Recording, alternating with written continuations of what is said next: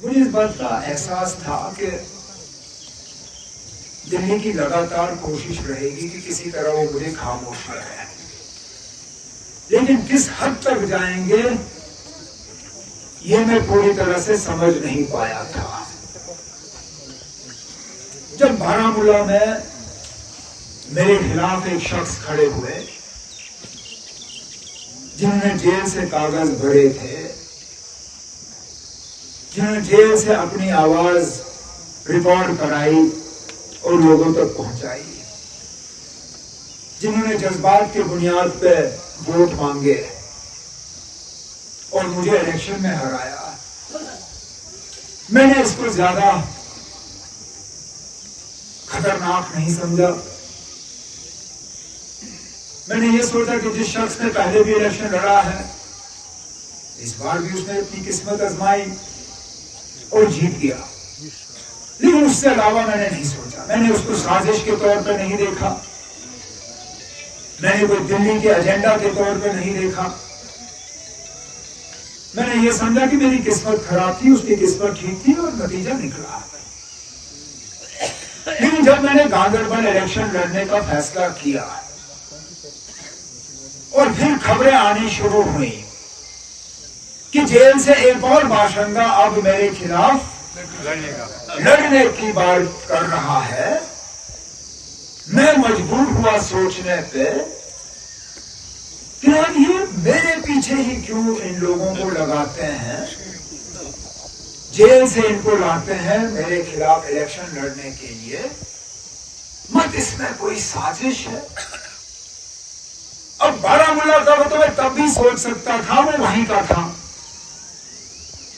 लेकिन इस बार जब गांधरबल को उनको लोकल जेल में कोई नहीं मिला मेरे खिलाफ इलेक्शन में उतारने के लिए, जैनपुरा शोपियां से लाया। लेकिन चलो, मुझे तब भी थोड़ा सा शक था कि शायद ये खुद ही हो रहा है, लेकिन मैंने अपने 2-3 साथियों से मशवरा किया। मैंने कहा ना, मैं साबित करना चाहता हूं कि ये दिल्ली की साजिश रचाई जा रही है और इसको करने का एक ही तरीका है कि हम एक और सीट जो है वो लड़ेंगे, लेकिन हम बताएंगे नहीं किसी को कि हमने कौन सा सीट लड़ना है।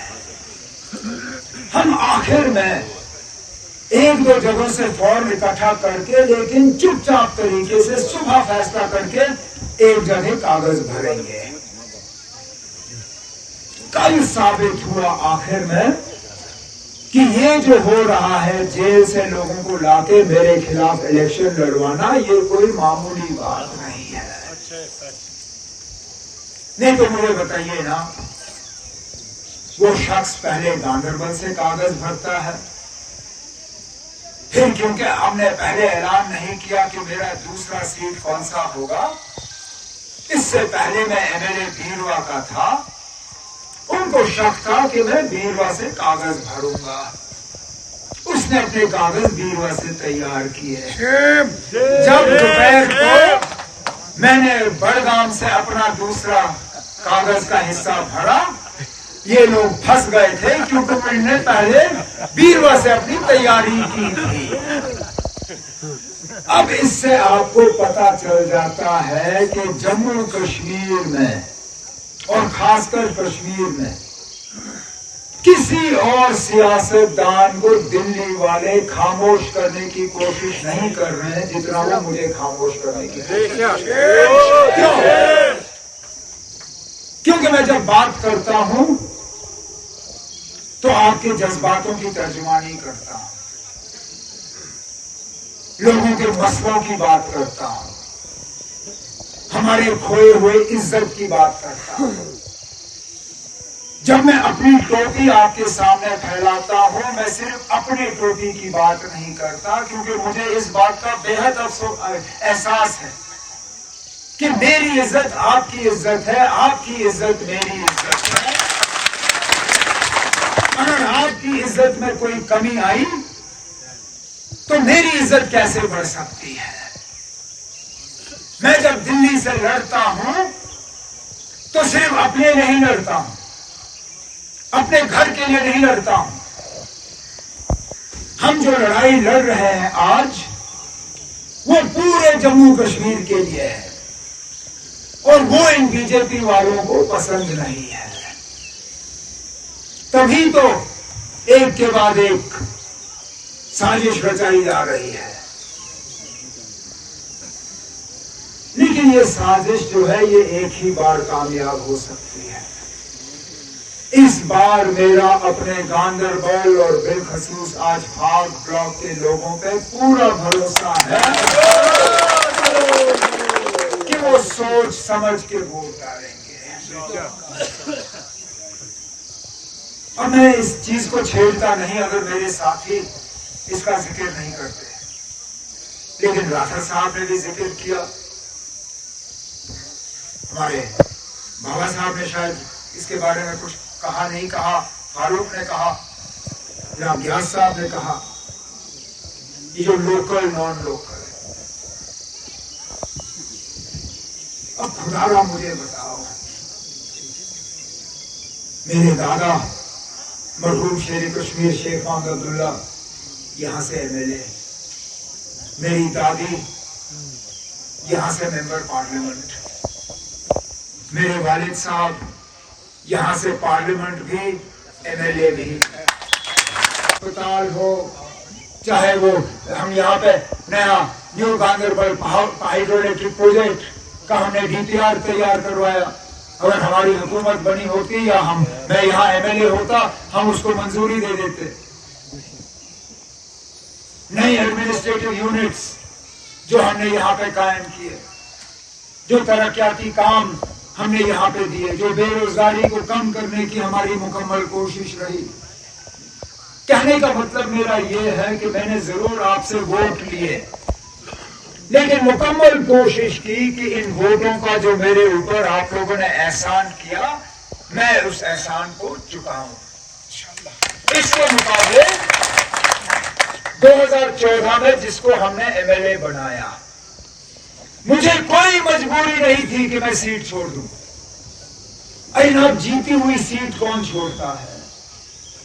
मैंने तो काम किए थे यहां पे 6 साल, लेकिन क्योंकि मैंने उसको अपना वादा दिया था, जबान दी थी, मैंने उसको कहा था कि कोई बात नहीं, मैं आपको एडजस्ट करूंगा। उस जबान रखने के लिए मैंने कहा कोई बात नहीं, आप मेरी जगह आओ, मैं कहीं और से लड़ूंगा। लेकिन मुझे उम्मीद थी कि मैंने जो काम शुरू किए थे उनको वो आगे ले जाएगा। लेकिन अफसोस की बात यह है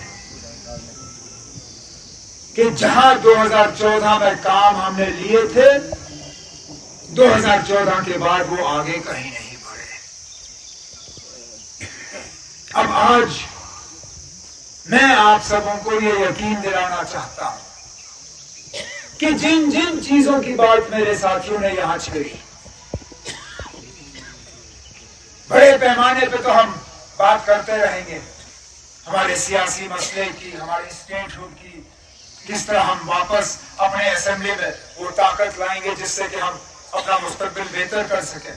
लेकिन रोजमर्रा के जो हमारे मसले हैं, हमारे नौजवानों के जो बेरोजगारी का मसला है, हमारे बच्चों का जो तालीम का मसला है, हमारे अस्पतालों में जो सेहत का निजाम जो है इसको बेहतर करना है, यहाँ जो महंगाई का हाल है, बिजली के हवाले से मेरे साथियों ने बात की, कहा कि जिसकी आमदनी 1500 रुपए है वो 1600 रुपए का बिल कैसे भर सकता है। सही कहा।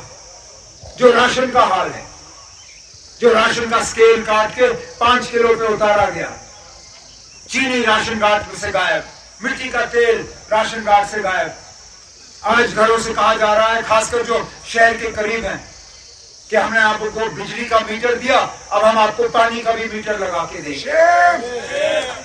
हमने अपने मंशूर में इन सब चीजों का जिक्र किया है।